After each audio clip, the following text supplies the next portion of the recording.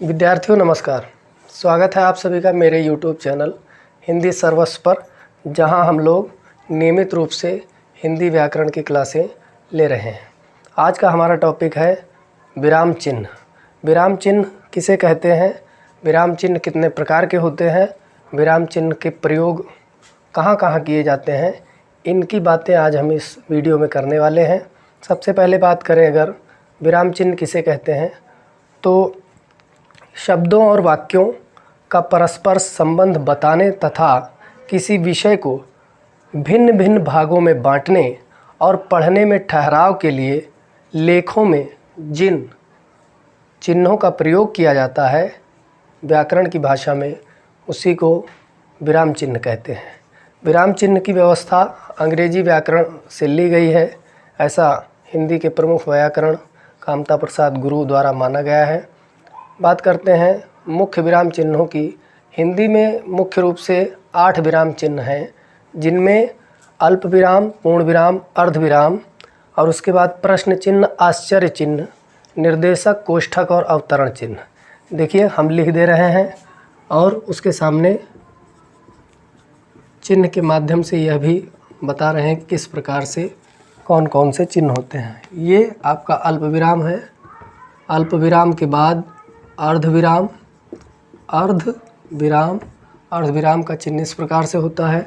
Number 3 बात करें पूर्ण विराम, पूर्ण विराम, पूर्ण विराम सबसे ज़्यादा प्रयोग किया जाने वाला विराम चिन्ह है। उसके बाद बात करें तो योजक चिन्ह, योजक चिन्ह, योजक चिन्ह कुछ इस तरीके से होता है। उसके बाद प्रश्न चिन्ह, प्रश्न चिन्ह, प्रश्न चिन्ह। फिर उसके बाद है अगला आश्चर्य चिन्ह, आश्चर्य चिन्ह, आश्चर्य चिन्ह आपका इस प्रकार से होता है। उसके बाद कोष्ठक, कोष्ठक। उसके बाद अवतरण चिन्ह, अवतरण चिन्ह, अवतरण चिन्ह, अवतरण चिन्ह, अवतरण चिन्ह इस प्रकार से होता है। तो ये 8 आपके हैं। कोष्ठक के स्थान पे हम लोग जो है निर्देशक कर सकते हैं, क्योंकि मैंने आपको बताया कि मुख्य रूप से 8 ही विराम चिन्ह हैं और भी बहुत सारे विराम चिन्ह हैं, जिनमें जो है निर्देशक, कोष्ठक और जो ब्रैकेट जिसे अंग्रेजी में कहा जाता है वो भी उसी विराम चिन्ह के ही अंतर्गत आते हैं। सर्पाकार कोष्ठक है, वर्गाकार कोष्ठक है, ठीक, रेखा है, ये सब जो है प्रमुख विराम चिन्हों में नहीं आते हैं। लेकिन जो प्रमुख विराम चिन्ह हैं हम उन्हीं की चर्चा करेंगे। सबसे पहले बात करेंगे अल्प विराम की। अल्प विराम कहाँ कहाँ प्रयुक्त होते हैं इसके बारे में बात करेंगे, ठीक। तो अल्प विराम में जो नियम दिए गए हैं उनकी हम अगर बात करें तो सबसे पहले देखिए कि जब एक ही शब्द के दो शब्दों के बीच में समुच्चय बोधक हो, जब एक ही शब्द के दो शब्दों के बीच में समुच्चय बोधक ना हो, माफ़ कीजिएगा, है ना, जहाँ पर एक ही शब्द के दो शब्दों के मध्य समुच्चय बोधक ना हो, वहाँ पर अल्प विराम का प्रयोग किया जाता है। फिर कहा गया है कि यदि समुच्चय बोधक से जुड़े हुए 2 शब्दों पर विशेषण अवधारण देना हो, ठीक है। इसका उदाहरण मैं आपको बताऊंगा किस प्रकार से। जैसे देखिए, यह पुस्तक उपयोगी है, यह पुस्तक उपयोगी है, इसलिए उपादेय है, उपादेय है। तो यहाँ उपयोगी है, यहाँ पे अल्प विराम का चिन्ह लगेगा, ठीक है। इसलिए या अतएव कह सकते हैं, दोनों बातें एक है। फिर अगला जो नियम है उसमें कहा गया है कि जब एक ही शब्द भेद के 3 से अधिक शब्द आवें, जब एक ही शब्द भेद के 3 से अधिक शब्द आवें और उनके बीच विकल्प से समुच्चय बोधक रहे, विकल्प से समुच्चय बोधक रहे, तो वहाँ पर भी अल्प विराम का प्रयोग किया जाता है। जैसे उदाहरण मैं आपको बताऊं, चातक चंचू, सीप का संपुट, मेरा घट भी भरता है। ठीक है, तो यहाँ चातक चंचू कॉमा या अल्प विराम, सीप का संपुट अल्प विराम, फिर उसके बाद मेरा घट भी भरता है।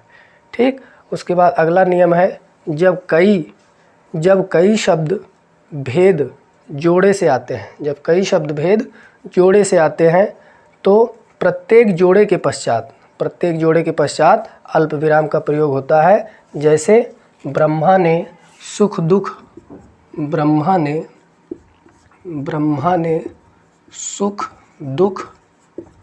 दिन रात, पाप पुण्य आदि बनाया, आदि सब बनाया। ठीक, आदि बनाया या आदि सब बनाया। तो यहाँ सुख दुख के बाद दिन रात के बाद जो चिन्ह लगा हुआ है वो अल्प विराम चिन्ह है। ठीक, उसके बाद समानाधिकरण शब्दों के बीच में अल्प विराम का प्रयोग होता है। समानाधिकरण चिन्ह कैसे जानेंगे? ईरान के बादशाह नादिर शाह ने दिल्ली पर चढ़ाई की, तो ईरान के बादशाह और नादिर शाह दोनों समानाधिकरण शब्द हैं। ईरान के बादशाह के बाद जो है अल्प विराम का प्रयोग होगा। फिर यदि उद्देश्य बहुत लंबा हो तो उसके पश्चात भी अल्प विराम का प्रयोग होता है। जैसे चारों तरफ चलने वाले सवारों के घोड़ों की बढ़ती हुई आवाज़, तो ये पूरा जो है उद्देश्य है। चारों तरफ चलने वाले सवारों के घोड़ों की बढ़ती आवाज़ दूर दूर तक फैल रही थी। तो जब बहुत ज़्यादा लंबा उद्देश्य हो तो उस लंबे उद्देश्य के बाद जब विधेय जोड़ा जाएगा तो वहाँ पर विधेय से ठीक पहले जो है अल्प विराम का प्रयोग किया जाएगा। फिर उसके बाद कहा गया है कि संबोधन कारक की संज्ञा और संबोधन शब्दों के पश्चात भी अल्प विराम का प्रयोग किया जाता है। ठीक है, संबोधन कारक की जो संज्ञा है और संबोधन शब्दों के पश्चात भी अल्प विराम का प्रयोग किया जाता है। जैसे घनश्याम फिर तू सबकी इच्छा पूरी करता है। ठीक, घनश्याम जो शब्द है वो संबोधन का शब्द है, तो उसके ठीक बाद जो है अल्प विराम का प्रयोग होगा। ऐसे ही और भी ढेर सारे नियम हैं इस अल्प विराम के अंतर्गत। अब हम बात करेंगे अर्धविराम की। अर्धविराम के संबंध में सबसे महत्वपूर्ण जो बात है वो इस प्रकार है कि जब संयुक्त वाक्यों के प्रधान वाक्यों में परस्पर विशेष संबंध नहीं रहता तब वे अर्धविराम के द्वारा अलग किए जाते हैं। ठीक है, जब संयुक्त वाक्यों के प्रधान वाक्यों में परस्पर विशेष संबंध नहीं रहता तब वह अर्धविराम के माध्यम से अलग किए जाते हैं। दूसरा नियम है कि जब मुख्य वाक्य से करणवाचक क्रिया विशेषण का निकट संबंध नहीं रहता तब अर्धविराम का प्रयोग किया जाता है। तो ये दो मुख्य नियम जो है अर्धविराम से संबंधित हैं।